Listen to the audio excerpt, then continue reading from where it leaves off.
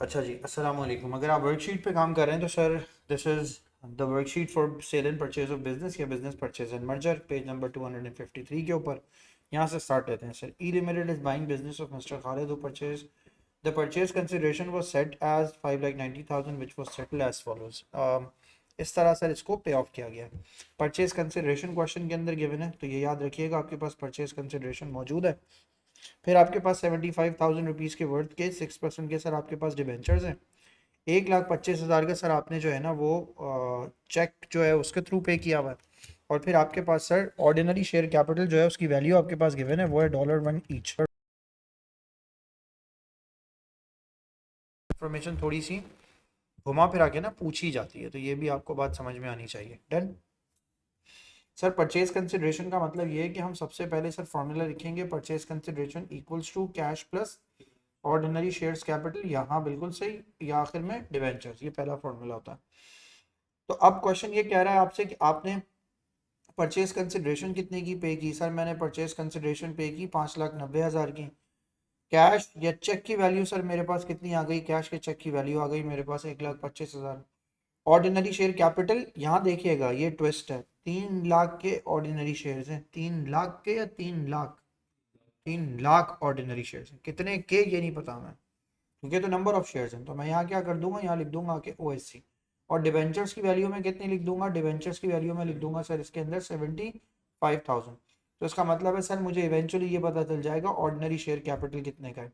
तो अगर मैं ऑर्डिनरी शेयर कैपिटल इसका कैलकुलेट कर लूंगा तो मुझे पता लग जाएगा। सर आंसर निकालिएगा इसका। 390,000। 3,90,000। और 3,90,000 शेयर जो हैं, और 3,90,000 का जो अमाउंट आप अभी लेकर आए हो, इस अमाउंट के लिए आपने सर जो शेयर्स इशू किए हैं वो किए हैं 3 लाख। क्वेश्चन देखें, क्वेश्चन क्या पूछा है, price at which shares are issued. वो प्राइस बताइए जिस पे आपने अपने शेयर्स को क्या किया हो, जिस पे आपने अपने शेयर्स को इशू किया।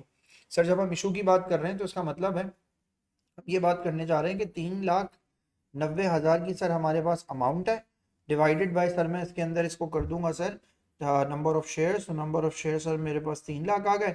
सर जवाब दीजिए, आपका जो प्राइस है शेयर इशूएंस की प्राइस, वो प्राइस कितनी आ रही है सर? 0.1.3। सर 1.3 आपकी प्राइस आ गई। आपने 1.3 पे इशू किया है, तो इसका मतलब है $1 इसकी प्राइस होनी चाहिए थी, आपने 1.3 पे इशू किया है। तो 0.3 का आपके पास क्या है सर, 0.3 का आपके पास सर शेयर प्रीमियम है। इस बात को भी सर आपने यहाँ पे सामने याद रखना है। लिखा है total amount of share premium generated.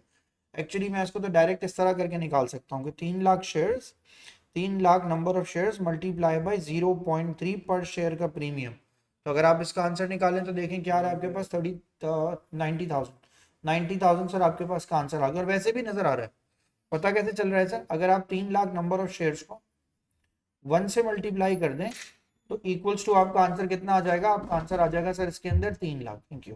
3 lakh इसका आंसर आ जाएगा। और आपके पास 3 लाख और दूसरी चीज क्या है सर, 3,90,000। तो 90,000 का डिफरेंस है, वही आंसर आ गया इसका। तो सर हमने पहला क्वेश्चन इस तरह बेसिक सीधा सीधा सॉल्व कर लिया। आते हैं सर दूसरे क्वेश्चन में।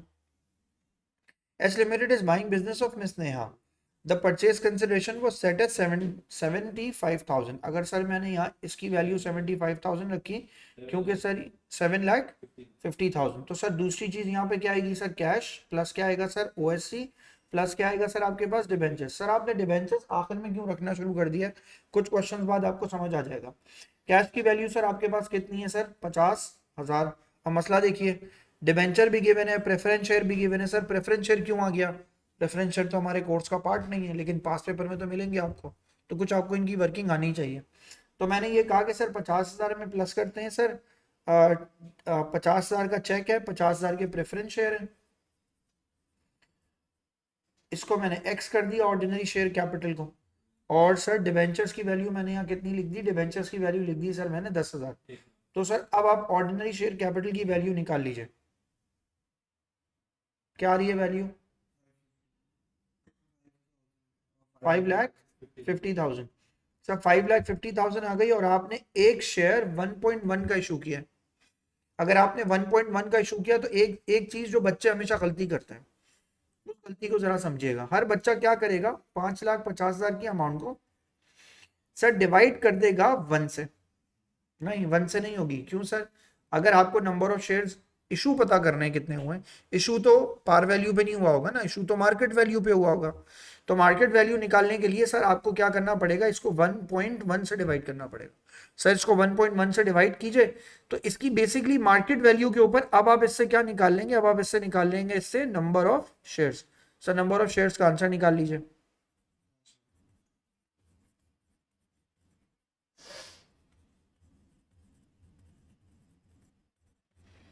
नंबर ऑफ शेयर्स आपके पास कितने आ गए sir, 5 lakh. Number of shares answer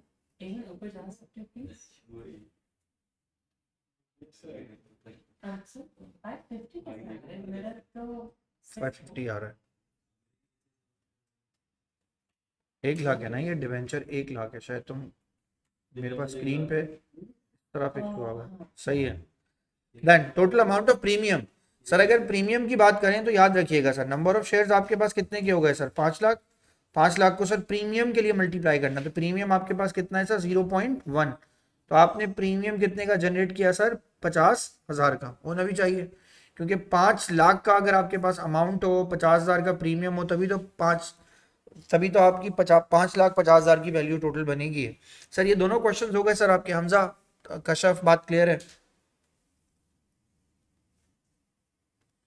Hamza बात क्लियर है? जैनब बात क्लियर है? डन। Question number 3। पता नहीं आज आईपैड में मसला है, क्रॉप टूल काम नहीं कर रहा है। जब भी मैं क्रॉप टूल यूज कर रहा हूँ गुड नोट हैंग हो जा रहा है, नाराज हो गया। सर क्वेश्चन नंबर 3 पे आते हैं। चेंज देखें क्या है लिखा हुआ है। N limited is buying business of mister Umair, the purchase consideration वो सेटल एज फॉलोज। 20,000 के ordinary shares of $8 each at a premium of 3।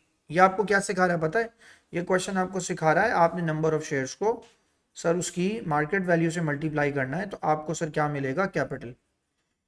अब मार्केट वैल्यू कहां से लाऊं भाई, मार्केट वैल्यू गिवन है 5 + 3, तो 5 + 3 सर मैंने यहाँ लिखा सर आके 5 + 3 टोटल कितना हो गया 8। नंबर ऑफ शेयर्स आपके पास कितना है सर, नंबर ऑफ शेयर्स है आपके पास 20,000। 20,000 को सर आप 8 से मल्टीप्लाई कर दीजिए, तो जो आंसर आपके पास बनेगा वो बनेगा 1,60,000। 1,60,000 क्या है, कैपिटल। आ रही है बात समझ में? आगे लिखा है 40,000 का चेक है सर। फिर लिखा हुआ है sir 50,000 6% preference shares of $1 each at par. 50,000 के सर प्रेफरेंस शेयर हैं और $1 ईच के हैं, और ये पार पे सर इशू कराए गए। तो परचेज कंसिडरेशन क्या होती है sir, purchase consideration equals to cash या bank plus ordinary share capital plus debenture. Sir debenture की वैल्यू क्वेश्चन में कितनी गिवन है, 50,000 नहीं है, तो ये क्या है, वेरी गुड। तो इसका मतलब है सर यहाँ पे क्या लिखना चाहिए मुझे, प्रेफरेंस शेयर कैपिटल, ये भी ऐड कर दो। फॉर्मूला सर और भी हो सकता है, अभी तो बस यही आपके एडिशनल कोर्स में जो बात कर रहे हैं वही होगा, वरना फॉर्मूला यही काफ़ी है आपके लेवल तक के लिए, ये और ये। तो ये प्रेफरेंस शेयर भी मैंने ऐड कर दिया। तो डिबेंचर की वैल्यू क्या है सर, 0। ऑर्डिनरी शेयर कैपिटल कितने का है मेरा सर, 2 लाख इंटू ये कितनी वैल्यू आ गई सर इसकी, 1,60,000। ये अमाउंट में, ये भी अमाउंट है, ये भी अमाउंट है, प्लस चेक कितने का दिया हुआ है सर आपने, चेक आपने सर दिया हुआ है सर 40,000 का। तो सर जवाब दीजिए, परचेज कंसिडरेशन आपका कितने का बन गया, 2,50,000 का। 2,50,000 की सर आपके पास परचेज कंसिडरेशन है, राइट। लिखा हुआ Haris limited is buying business of mister Calvin for $95,000। $95,000 की जो है ना सर आपके पास हारिस के बिजनेस की मिस्टर कैल्विन के लिए जो बिजनेस बाय कर रहा है वो 95,000 पे करेगा। The purchase consideration was settled by the issue of 30,000 ordinary shares of $2 each at 2.5 each and the remaining amount was paid by check।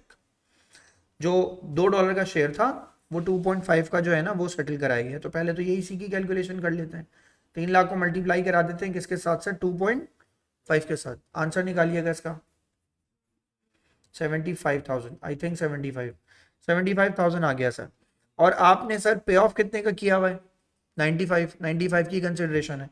तो अमाउंट पेड पूछ रहा है वो, तो इसका मतलब है परचेज कंसिडरेशन इक्वल्स टू जो भी अमाउंट आपने पे की है प्लस उसके अंदर क्या आएगी आपके पास, ऑर्डिनरी शेयर कैपिटल। डिबेंचर कहाँ गया सर, कह रहा है डिबेंचर नहीं है। तो डिबेंचर नहीं है तो मैंने कहा सर परचेज कंसिडरेशन कितने की आई सर, परचेज कंसिडरेशन आ गई 95,000 की। बैंक को मैंने एक्स रख के सर यहाँ पे आके ऑर्डिनरी शेयर कैपिटल सर 75,000 रख के निकाल लिया। तो बैंक मेरा इवेंचुअली कितने का आ गया, बैंक की वैल्यू आ गई सर मेरे पास 20,000। बेसिक शुरू के क्वेश्चंस तो आपसे इसी तरह की बात करके आपको ये काम करवाएंगे हम साहब, बात क्लियर है?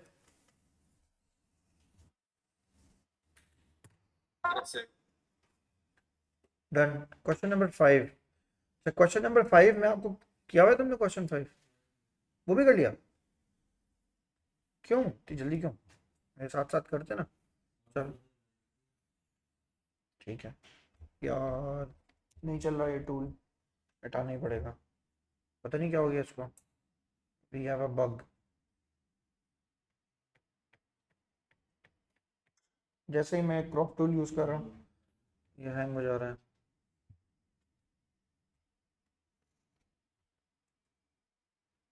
अपडेट आएगी अब कोई, ये आने वाली होगी।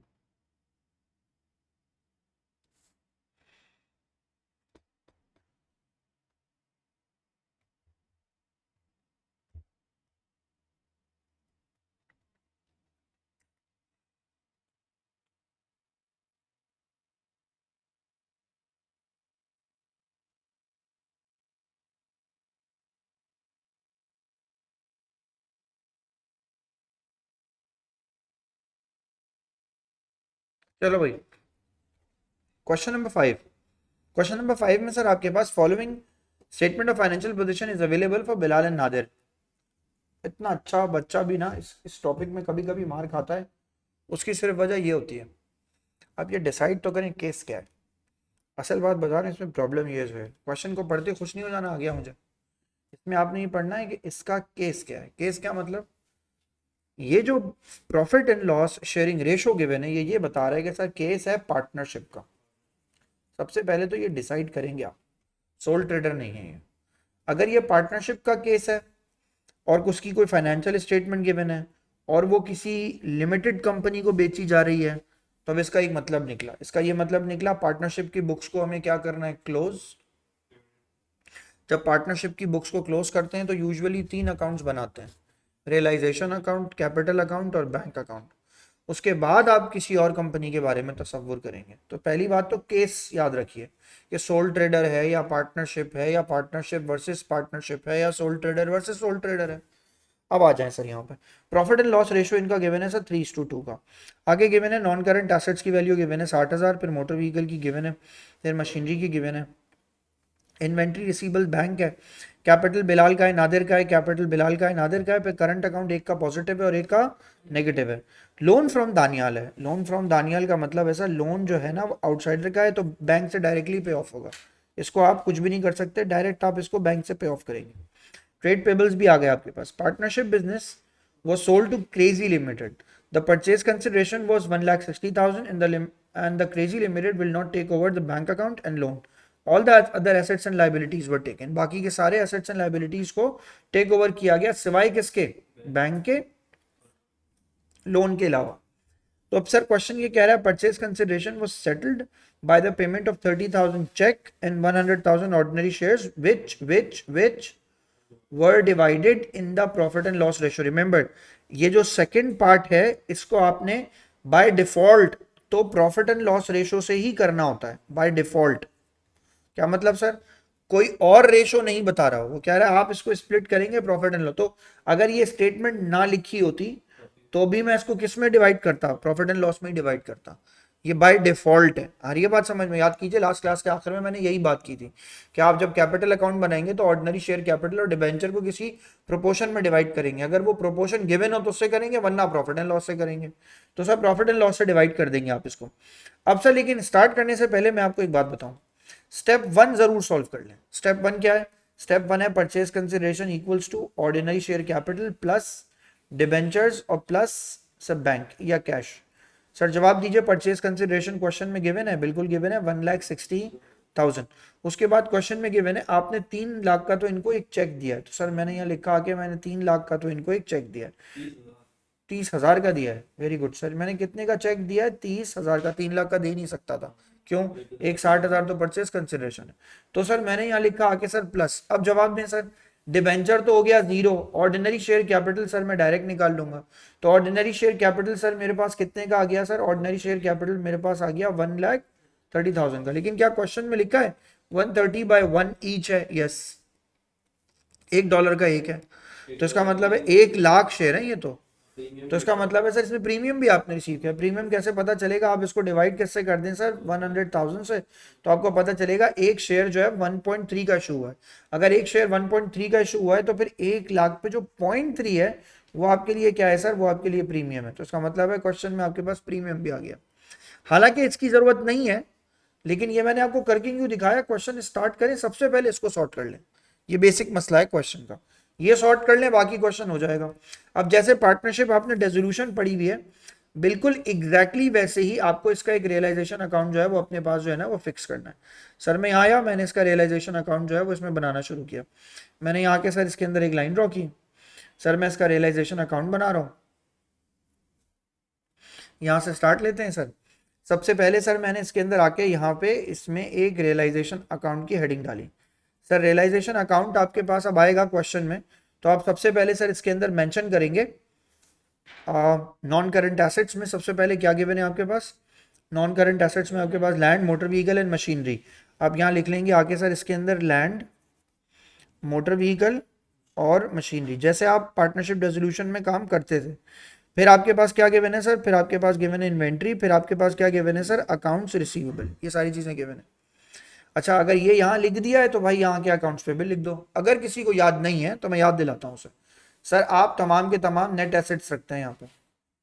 नेट एसेट्स क्या होते हैं, non current assets plus current assets minus current liability, except cash and bank. मैंने सब कुछ कर दिया। तो नेट एसेट्स नहीं लिख सकते, डायरेक्ट कर सकते हो, मैं फिलहाल डायरेक्ट ही करवाता हूँ बच्चों को, मैं पास पेपर्स में ले जाके तुम्हें बताऊंगा कि हम डायरेक्ट क्यों नहीं कर सकते, मैं इसीलिए प्रैक्टिस पूरे की करा रहा हूँ क्वेश्चन में, राइट हमजा। मैं डायरेक्ट नेट एसेट्स निकलवा के नहीं लिखवा रहा, उसकी पास पेपर की मार्किंग स्कीम की एक वजह है, जब मैं वहां पे आओगे तो बताऊंगा, ठीक है, सही है। हमजा बोलो, हेलो, कहाँ गायब हो गए। ऐसे चले भाई लैंड पे आ जाएं। लैंड की वैल्यू सर यहाँ लिखते हैं सर 60, 4500 और 30,000। तो मैंने यहाँ लिखा सर सबसे पहले लैंड की वैल्यू कितने की गिवन है सर, मेरे पास 60, 4500 और 50,000, 30,000। सर यहाँ गया 30,000, फिर वही है, फिर इन्वेंट्री 5,000, फिर ट्रेड रिसीवेबल्स 12,000। तो सर यहाँ लिखेंगे आगे इन्वेंट्री 5,000 और ट्रेड रिसीवेबल्स की वैल्यू कितनी आ जाएगी सर 12,000। बैंक को छोड़ दिया मैंने, मैं ट्रेड पेबल्स पे आया। ट्रेड पेबल्स है सर 14,500 का, तो मैंने यहाँ लिखा सर आगे 14,500। अब लेकिन मसला सुने, ये तमाम के तमाम एसेट्स आप अलग अलग बेचने के बजाय आप किसी एक शख्स को एक दफा में बेच रहे हैं, और इस पूरे बिजनेस की आपने एक वैल्यू रखी। और वैल्यू क्या रखी आपने कहा भाई मुझसे मेरा बिजनेस लेके चले जाओ, और मुझसे मेरा बिजनेस लेके जाओ, और उसकी वैल्यू जो है वो आप कितने की रखोगे, यहाँ पे वो वैल्यू रखोगे आप आके 1,60,000 की। सर जवाब दीजिए, इसका आंसर बताइए। बिल्कुल है, आंसर निकालिए। 63,000 का गेन, कितने का, 63,000 63,000, 63,000 का गेन, सही है। 63,000 का गेन दो लोगों में स्प्लिट होगा। दो कौन, एक बिलाल और दूसरा नादिर। बिलाल की वैल्यू आएगी 3/5 और दूसरी वैल्यू आएगी 2/5। पहले वाले का आंसर 37,800 और दूसरे का आंसर 25,200। सर ये दोनों पे गेन मैंने, दोनों के लिए मैंने गेन यहाँ पे लाके स्प्लिट कर दिया। बिल्कुल भाई, फुटर वुटर बिल्कुल लगाना एग्जाम में, ऐसा नहीं है कि फुटर के बाद आज़ादी हो गई है, फुटर लाजमी है। फिर सर अब हम कैपिटल अकाउंट बनाने जाएंगे। सर जब हम इस क्वेश्चन का कैपिटल अकाउंट बनाएंगे तो सर हमारे पास सबसे पहले देखिए यहाँ पे बिलाल, यहाँ पे नादिर, इसी तरह सर हम यहाँ पे अकाउंट बनाएंगे तो हम यहाँ बनाएंगे सर आके बिलाल, यहाँ पे हम लिखेंगे आगे सर इसके अंदर नादिर, और सर मैं यहाँ पे सबसे पहले स्टार्ट लूंगा तो मैं यहाँ हेडिंग डालूंगा sir capital account. Capital account में यहाँ आएगा, बल्कि ऊपर लिख देता हूँ, थोड़ा सा स्पेस कम है तो बचाता हूँ स्पेस, बिलाल नादिर। ऐसा करना नहीं है आपको, आपको नीचे ही लिखना है, ये मैं अभी इस वक्त स्पेस बचा रहा हूँ। सर मैंने यहाँ के लिखा balance brought down. Sir balance brought down एक का कितना है चेक कीजिए। पहले वाले का ब्रॉड डाउन है 50, दूसरे वाले का है 40। तो मैं लिखूंगा सर आगे, पहले वाले का है 50,000, दूसरे वाले का है सर इसके अंदर 40,000। सर एक का करंट अकाउंट नेगेटिव और एक का करंट अकाउंट सर पॉजिटिव है। एक का 3,000 शायद पॉजिटिव है और दूसरे का 500 नेगेटिव है। तो मैंने सर जिसकी जो वैल्यू थी वो ले जाके वहां पे मैंने कॉपी कर दी। फिर सर क्वेश्चन में देखें, आपके पास क्वेश्चन में यहाँ गिवन है gain on realisation. Sir gain on realisation की वैल्यू है 37,800, दूसरी वैल्यू है सर 25,200। सर ये दोनों वैल्यूज मैंने यहाँ रख दी। अब सर देखिए आगे मजीद क्वेश्चन क्या कह रहा है। अब क्वेश्चन कह रहा है भाई कोई टेक इन ओवर है? नहीं। कोई पार्टनर ने लोन दिया है? नहीं। कोई पार्टनर पैसे लेके जा रहा है? नहीं, अभी कुछ नहीं, ऐसी बात है। सर आप यहाँ पे डायरेक्ट क्या लिखेंगे? Purchase consideration. परचेज कंसिडरेशन में आपके पास क्या क्या गिवन है? आपके पास सिर्फ गिवन है ऑर्डिनरी शेयर कैपिटल और क्या, और बैंक, डिबेंचर नहीं है। लेकिन ये ऑर्डिनरी शेयर कैपिटल को किस तरह डिवाइड करने को कह रहा है। सर ये ऑर्डिनरी शेयर कैपिटल आपका आया कितने का है? 1,30,000 का। उसको ये डिवाइड करने को कह रहा है in the ratio of what? Profit and loss. तो इसका मतलब है सर आप सबसे पहले यहाँ आएंगे, आप रेशो मेंशन करेंगे ऑर्डिनरी शेयर कैपिटल, और इसका रेशो आपके पास है सर 3:2 कितना? 2। तो 1,30,000 को 1,30,000 का ऑर्डिनरी शेयर कैपिटल है, इसको स्प्लिट कीजिए पहले 3/5 में, फिर 2/5 में। पहले का आंसर बताइएगा।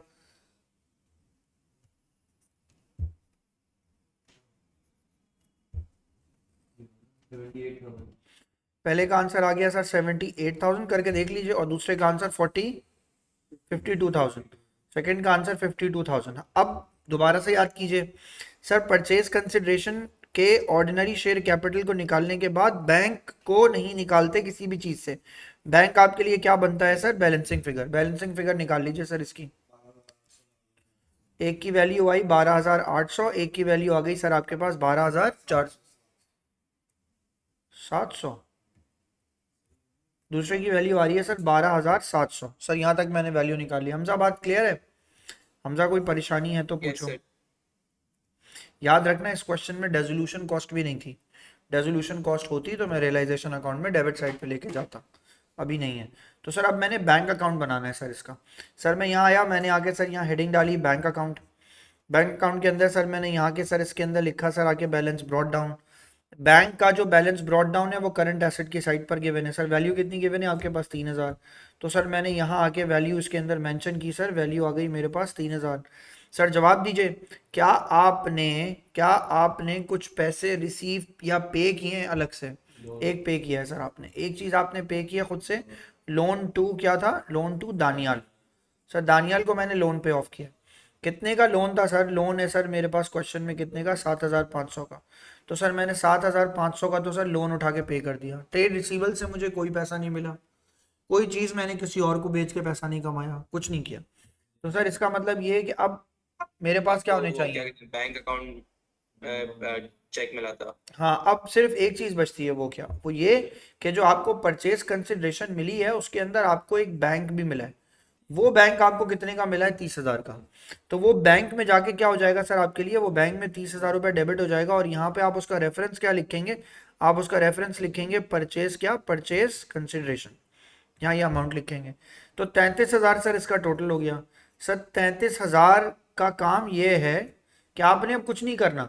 33,000 का काम ये है कि एक को आप कितने देंगे? 12,800। एक को आप देंगे 12,800, दूसरे को आप देंगे 12,700। तो ये एक का कैपिटल किसका बनेगा? एक कैपिटल बनेगा बिलाल का, बिलाल्स कैपिटल। दूसरा कैपिटल किसका बनेगा सर? नादिर्स कैपिटल। दोनों कैपिटल बनेंगे। सर आंसर निकाल लीजिए इसका।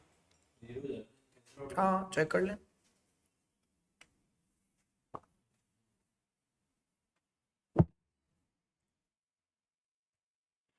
चेक करें, बैंक आपका 0 होना चाहिए। चेक कर लीजिए।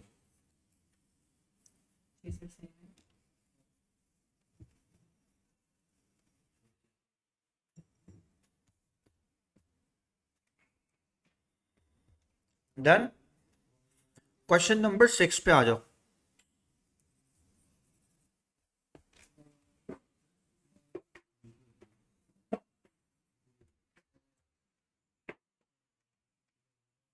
क्वेश्चन नंबर 6 पे आ जाइए। मिटाना मुझे भाई इसलिए पड़ रहा है, मेरा क्रॉप टूल काम नहीं कर रहा। सो मुझे लाइक इस तरह काम करना पड़ रहा है।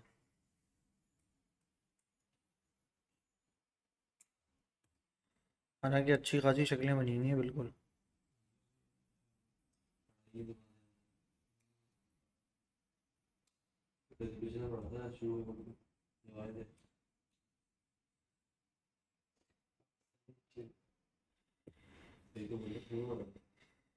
हाँ, रेजोल्यूशन तो सबसे पहले पड़ा था पार्टनरशिप में, रेजोल्यूशन ही से स्टार्ट लिया है हमने, कहना चाहिए चेंजेस इन पार्टनरशिप से लिया है, फिर उसके बाद स्ट्रेट रेजोल्यूशन का ही काम किया है हमने बहुत सारा।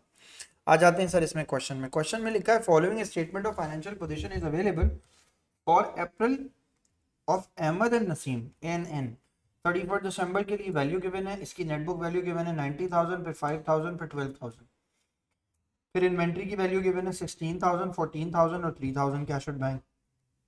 इसी तरह सर आपके पास कैपिटल गिवन है, एन का करंट अकाउंट गिवन है, एक का पॉजिटिव है एक का नेगेटिव है, लोन फ्रॉम ए गिवन है, फिर ट्रेड पेबल्स गिवन है, profit sharing ratio between A and N is 3:2। 3:2 का मतलब है सर आप इसके अंदर क्या प्लस कर देंगे, 3 + 2 इक्वल्स टू सर आपके पास क्या हो जाएगा सर 5।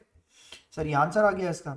सर ई लिमिटेड ने इनका बिजनेस बाय किया है। बिजनेस कैसे बाय हो रहा है, 20,000 के ऑर्डिनरी शेयर्स हैं जो कि $5 ईच के हैं, मगर $6 ईच पे इशू किए जा रहे हैं। तो इसका मतलब है सर आप 20,000 को मल्टीप्लाई कर देंगे किससे, 6 से, तो आपके पास आंसर आ जाएगा 1,20,000। 1,20,000 सर इसका आंसर आ गया।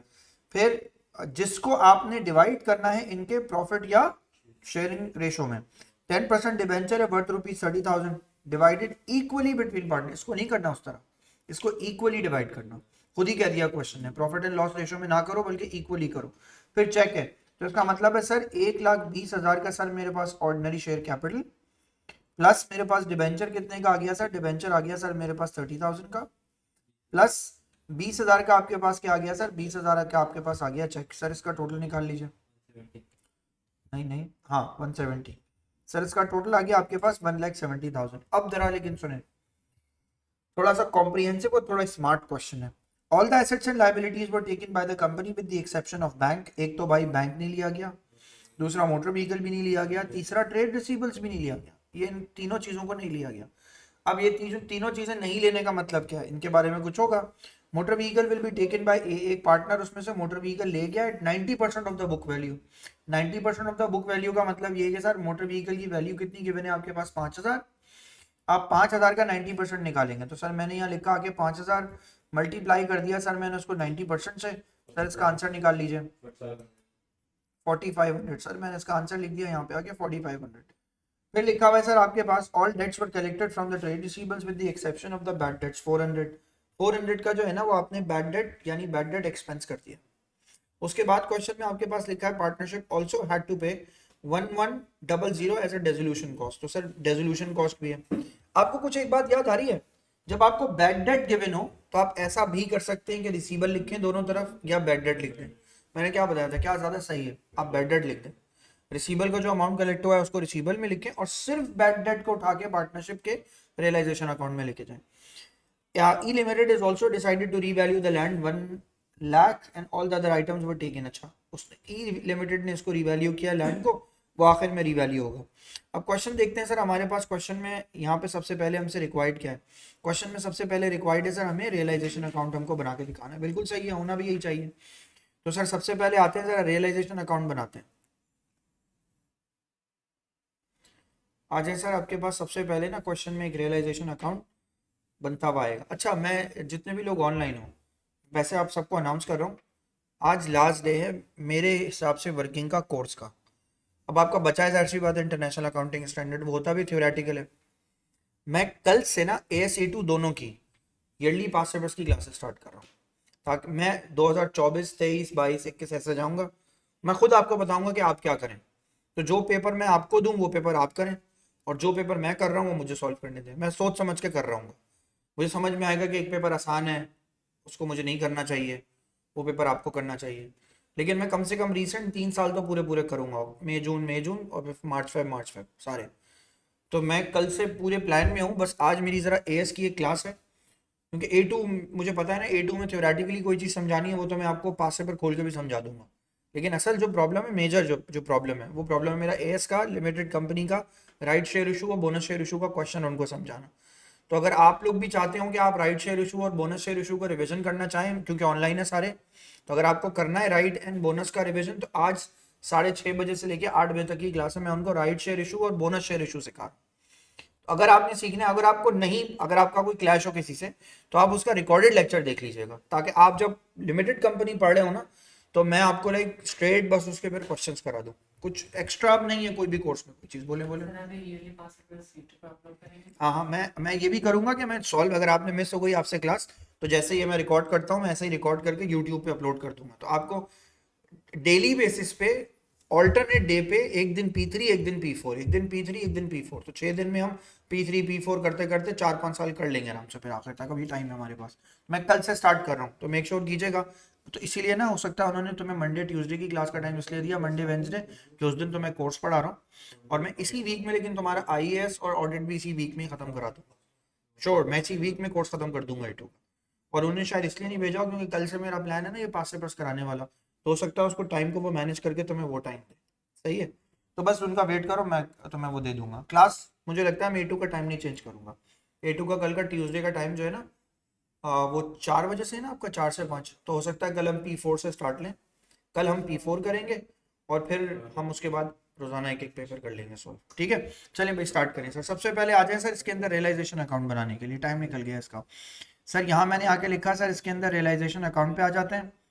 और रियलाइजेशन अकाउंट में सर आपके पास सबसे पहले यहाँ पे क्या आ जाएगा, आपने सबसे पहले सर लैंड, मोटर व्हीकल और मशीनरी। अच्छा आप सुने, यहाँ पे सब कुछ आएगा डेबिट साइड पे। यहाँ भी आप लिखेंगे क्या, यहाँ लिखेंगे लैंड, यहाँ लिखेंगे सर आप आगे इसके अंदर मोटर व्हीकल, यहाँ लिखेंगे सर आप आगे इसके अंदर मशीनरी। बच्चों का सवाल होना चाहिए, सर मोटर व्हीकल तो नहीं रियलाइज हुआ? हुआ ना, हुआ, रियलाइज हुआ। फर्क ये हुआ कि वो परचेज कंसिडरेशन में नहीं गया, बल्कि वो क्या हुआ, बल्कि वो टेकन ओवर हुआ। फिर सर उसके बाद आपके पास मशीनरी के बाद क्या गिवन है, फिर आपके पास गिवन है इन्वेंट्री। फिर सर अब मेरा दिल करे तो मैं यहाँ अकाउंट रिसीवेबल लिख सकता हूँ, यहाँ पे वो वैल्यू लिख सकता हूँ जो उसकी बुक वैल्यू, और जो पेमेंट मिली है वो क्रेडिट पे लिख सकता हूँ। या ये भी कर सकता हूँ कि डायरेक्ट यहाँ पे क्या लिख दूँ, यहाँ डायरेक्ट लिख दूँ बैड डेट्स, वहां पर कुछ नहीं लिखूँ, वो डायरेक्ट मैं अपने बैंक अकाउंट में ले जाऊँ।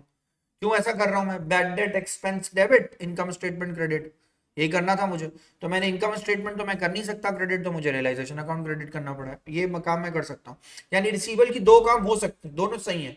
एक क्या, एक एक्चुअल रिसीवल यहाँ आ जाए और वो रिसीवल जो आपने कलेक्ट किया है वो यहाँ आ जाए।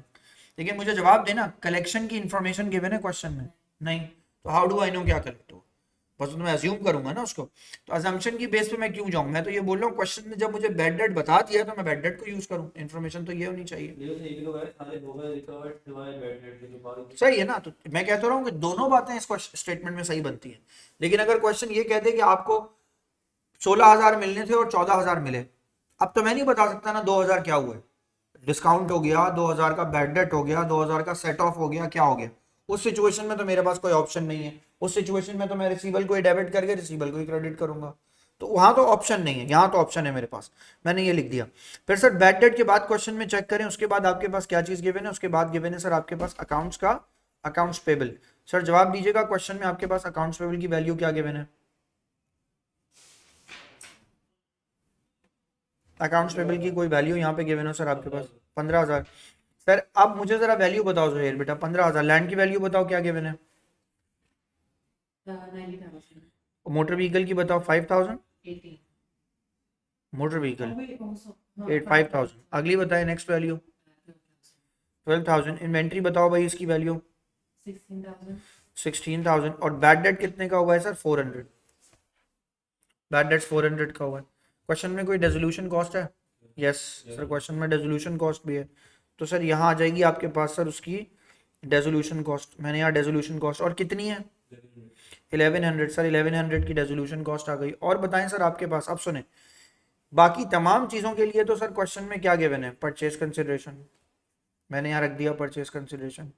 और परचेज कंसिडरेशन कितने का गिवन है सर, परचेज कंसिडरेशन गिवन है टोटल अमाउंट आपके पास 170, ये रहा 170, हमने आंसर निकाला था, हमने यहाँ जाके लिखा 170, तो परचेज कंसिडरेशन है। मगर मगर मगर सब चीज़ें परचेज कंसिडरेशन में नहीं गई हैं, बल्कि मोटर व्हीकल को आपने क्या किया है सर, मोटर व्हीकल को आपने एसेट टेकन ओवर किया है, एसेट टेकन ओवर किया है। क्या अमाउंट है सर उसका, और किसने किया है, ए ने किया है, अहमद ना, अहमद कैपिटल में जाएगा। और सर कितना अमाउंट जाएगा सर उसके पास, 4500। मैंने यहाँ लिखा सर आगे 4500। और कोई चीज़,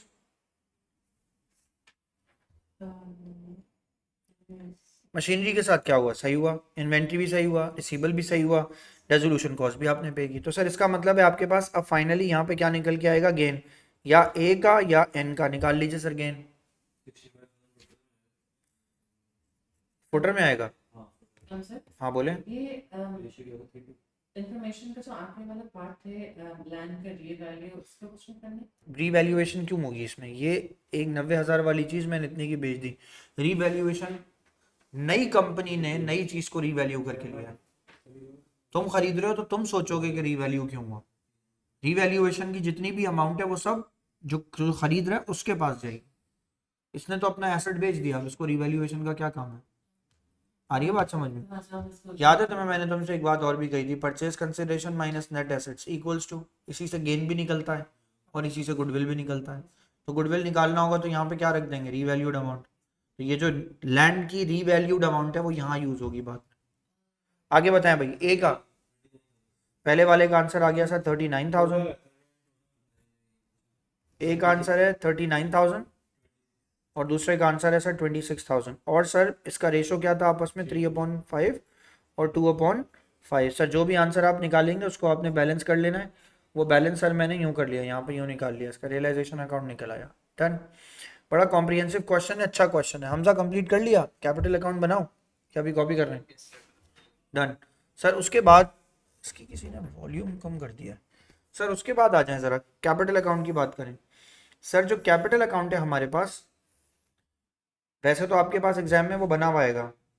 तो मार्च, फेब और मार्च के पेपर बड़े मुश्किल हैं यार, मैंने देखे अभी वाले रिसेंट वाले। एएस का पेपर तो बिल्कुल ही मिल गया। चाहिए तुम्हें के वाले मिल गए, तुम्हें भेज दूँ तुम्हें, फेब और मार्च के, फेब और मार्च वाले पेपर आ गए ना अब। हाँ वो टीचर्स पोर्टल पे आ गए, कोई ऐसा नहीं है मुश्किल, वो कहोगे तो वहीं से स्टार्ट कर दूंगा सॉल्व करना। एएस का तो मुश्किल था, देखता हूँ, मैंने इसका इतने गौर से देखा भी नहीं है। सर यहाँ जाते हैं सर, सबसे पहले मैंने यहाँ लिखा आके सर इसके अंदर कैपिटल अकाउंट। सर जवाब दीजिए, कैपिटल अकाउंट में आपके पास ए और दूसरा कौन आएगा सर, एन। यहाँ आपके पास ए, यहाँ आपके पास आएगा एन। सर यहाँ लिखेंगे आके इसके अंदर बैलेंस ब्रॉड डाउन। सर जवाब दीजिए, ए का बैलेंस ब्रॉड डाउन कैपिटल का कितना है। ए का कैपिटल है सर 60,000 और 40,000 और 6,000 और 1,000 नेगेटिव है। तो मैंने यहाँ सर आके इसके अंदर मेंशन किया 60,000, यहाँ के मैंने इसके अंदर मेंशन किया 40,000। यहाँ लिखेंगे सर आप आके इसके अंदर क्या चीज़, यहाँ लिखेंगे आप आके इसके अंदर करंट अकाउंट। सर जवाब दीजिए, करंट अकाउंट कितने का आएगा, 6,000। और यहाँ पे करंट अकाउंट कितने का आएगा सर, 1,000। यहाँ पे आप क्या लिखेंगे, यहाँ लिखेंगे आप आगे सर इसके अंदर करंट अकाउंट। सर जवाब दीजिए, उसके बाद आपके पास रियलाइजेशन आएगा। सर जवाब दीजिए, रियलाइजेशन, यहाँ पे मुझे क्या चाहिए सर, इसका गेन। सर यहाँ पे क्या वैल्यू आएगी इसकी, 39,000 और दूसरे की वैल्यू आएगी 26,000, 26,000। फिर सर यहाँ अगर कोई लोन पार्टनर ने दिया हो तो, क्या दिया है किसी ने कोई लोन, सर लोन तो आउटसाइडर्स का है। अगर लोन बाय यहाँ कौन आता है, यहाँ लोन बाय क्या आता है सर, पार्टनर। यहाँ लिख दिया मैंने सर, इसको मैंने छोड़ दिया। यहाँ बिल्कुल ज़रूर एक बात बहुत ज़रूरी है, यहाँ आएगा आपके पास asset taken over. Sir asset taken over की वैल्यू आपके पास क्वेश्चन में कितने की आ रही है, ए ने टेक ओवर किया है 4,500 का। तरीका ये अच्छा नहीं है, लेकिन तरीका अच्छा ये है कि आप इसको डालें हेडिंग में, यहाँ लिखें बाकायदा कि क्या चीज़ गई है, मोटर व्हीकल। मोटर व्हीकल की क्या वैल्यू गई है सर आपके पास से 4,500, तो सर मैंने यहाँ लिख दिया। और कोई एसेट टेकन ओवर हुआ है नहीं सर। सर जवाब दें, उसके बाद फिर आपके पास क्या बचा, परचेज कंसिडरेशन। परचेज कंसिडरेशन में आप सबसे पहले किसको रखेंगे, ऑर्डिनरी शेयर कैपिटल को, फिर किसको रखेंगे, डिबेंचर्स को। फिर आपके पास बैंक जो है वो आपकी एक बैलेंसिंग फिगर बन के सामने आ जाएगा। सर क्वेश्चन में देखें OSC की वैल्यू कितनी है। सर OSC हमने निकाला था कैलकुलेट करके 120 को सर आप प्रॉफिट एंड लॉस रेशो में स्प्लिट करेंगे तो 78 और 72 और 48,000 है ना, रेशो 120 सही है। 72 मल्टीप्लाई बाय 3 अपॉन, सही है 48। डिबेंचर्स पे आ जाओ भाई। डिबेंचर्स क्वेश्चन में कितने के गिवन है? 30,000 के, और डिवाइडेड इक्वली है तो 15,000 करके डिवाइड हो जाएगा। सर यहाँ लिख दिया मैंने आके सर इसके अंदर 15,000, यहाँ भी लिखा सर मैंने आके इसके अंदर 15,000। सर वैल्यूज को निकाल लीजिए, बैंक आपके पास बैलेंसिंग फिगर आ जाएगा।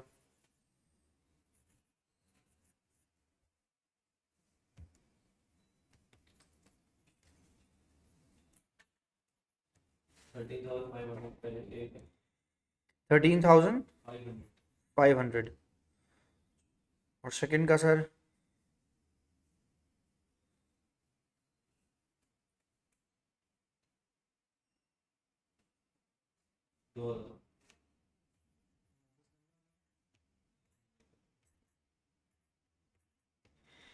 देख लो भाई, सही है। और ये बात हम कंफर्म कैसे कर सकते हैं? ये हम कंफर्म कर सकते हैं बैंक अकाउंट बना के। बैंक अकाउंट बनाएंगे तो सर हमारे पास सबसे पहले इसका बैलेंस ब्रॉट डाउन होगा। चेक कीजिए सर, बैंक का बैलेंस ब्रॉट डाउन कितना गिवन है? क्वेश्चन में पीछे पलटें, बैंक का बैलेंस ब्रॉट डाउन देखिए, पॉजिटिव गिवन है, बिल्कुल है सर। सर रिसीवल से आपको कुछ पैसा मिला है? बिल्कुल मिला है सर। अब मसला ये है वो पॉइंट जो आपको समझना है, रिसीवल से कितने पैसे मिलने थे? पहले नहीं, मिलने कितने थे? 14,000। 14,000 में से 400 आपको नहीं मिले, तो इसका मतलब है 13,600 आपको क्या हो गया? मिल गए। सर मैंने लिखा 13,600 मिल गए। पेबल्स को मैंने पैसे पूरे पे कर दिए, तो सर जवाब दीजिए ट्रेड पेबल्स का अमाउंट कितना था सर मेरे पास? 15,000। इन पे कोई मैंने ना डिस्काउंट दिया ना कुछ किया, तो सर 15,000 की वैल्यू यहाँ आ गई। फिर सर जवाब देते हैं सर इसके बाद क्वेश्चन में क्या गिवन है? पहले डेजोल्यूशन कॉस्ट, सर यहाँ आ जाएगी आपके पास डेजोल्यूशन कॉस्ट। परचेज कंसिडरेशन सबसे आखिर में क्या आ गई सर वैल्यू? 1100। फिर सर उसके बाद आपके पास क्या है? उसके बाद एक आपके पास वो भी तो है ना, लोन। लोन टू क्या है? एंजल। सर यहाँ लिखा मैंने आगे सर इसकी वैल्यू कितनी है? 20,000 सर उसकी वैल्यू है, वो भी मैंने यहाँ मेंशन कर दी। फिर सर उसके बाद चेक कीजिए क्वेश्चन के अंदर, क्या आपने परचेज कंसिडरेशन का भी अमाउंट रिसीव किया है कुछ ना कुछ? कितना है सर परचेज कंसिडरेशन? पीछे गया मैंने यहाँ जाके देखा सर परचेज कंसिडरेशन का अमाउंट है 20,000 बाई चेक, तो मैंने यहाँ के सर 20,000 बाई चेक यहाँ मेंशन कर दिया। सर यहाँ आ गया आपके पास 20,000। अब अगर आप 13,500 को यहाँ रखते हैं और 2,000 को यहाँ रखते हैं, ए का कैपिटल, और अगर आप बी का कैपिटल यहाँ रखते हैं, तो आपका आंसर बैलेंस कर जाना चाहिए। चेक कर लें। सर हमने ट्रेड पेपर्स को बैंक अकाउंट में क्यों लाया अभी, लेकिन पिछले बार हमने नहीं यूज किया। बिकॉज़ लोन के एनुअल पे कैपिटल और एंड कैपिटल ट्रेड पेबल्स तो उसने हमसे बाय कर लिए थे ना, तो ट्रेड पेबल्स को हम पे क्यों करेंगे बैंक अकाउंट से? सवाल है ना इसका, तुम लोगों का भी यही सवाल है, मैं भी तो ये पूछ रहा हूँ। पहले तो आंसर निकालो, बैलेंस हो रहा है क्यों? नहीं हो रहा फिर। अब देखो सवाल को, बात को भी समझो। पिछले क्वेश्चन में, क्वेश्चन नंबर यहाँ पे, ट्रेड पेबल्स भी टेकन ओवर हो गए। अब यहाँ पढ़ो जरा गौर से पढ़ना, मेजॉरिटी बच्चे सी में गलती करते हैं। यहाँ पढ़ना, all the assets and current liabilities were, इसलिए नहीं लाए। जवाब भी तो पता होना चाहिए। उसने एसेट्स एंड लाइबिलिटीज को टेक ओवर कर लिया कंपनी ने।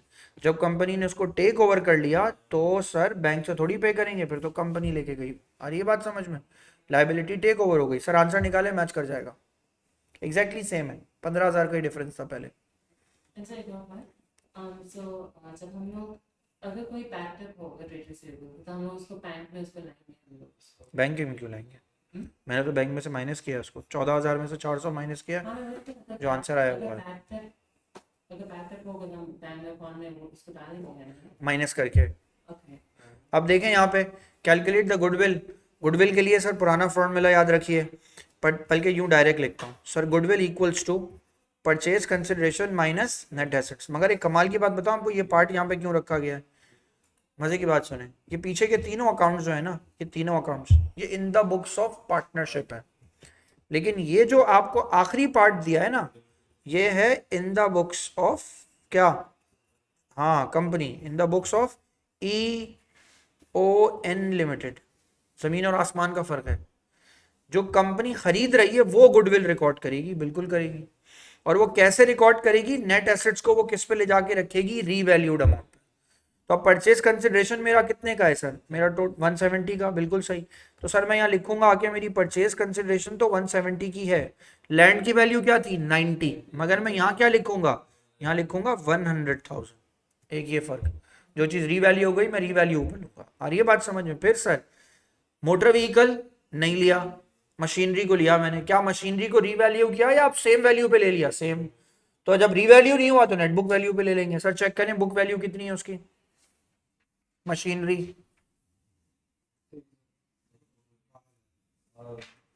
12,000 सर उसकी वैल्यू है सर, मैंने यहाँ इसको रख लिया। सर फिर आगे जाइए, इन्वेंट्री बताइए कितने की थी?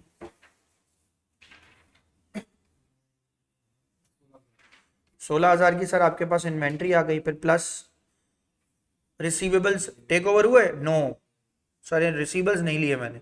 बैंक लिया मैंने? नहीं, वो भी नहीं लिया मैंने। और कोई एसेट टेक ओवर किया मैंने? एसेट तो टेक ओवर नहीं किया मैंने। सर जवाब दें, फिर इसका मतलब है प्लस नहीं, पर डायरेक्ट आप किस में चले जाएंगे? लाइबिलिटी में। लाइबिलिटी कितने की है सर? 15,000 की। माइनस करिए सर, गुडविल निकाल लीजिए क्वेश्चन की।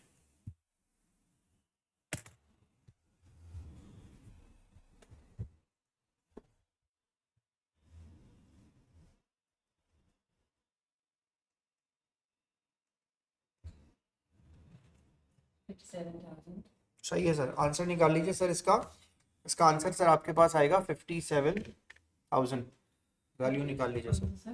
सर जो रिवैल्यू अमाउंट गिवन है और जो टेकन ओवर हम उसको लेते हैं हम कैलकुलेशन में गुडविल के लिए।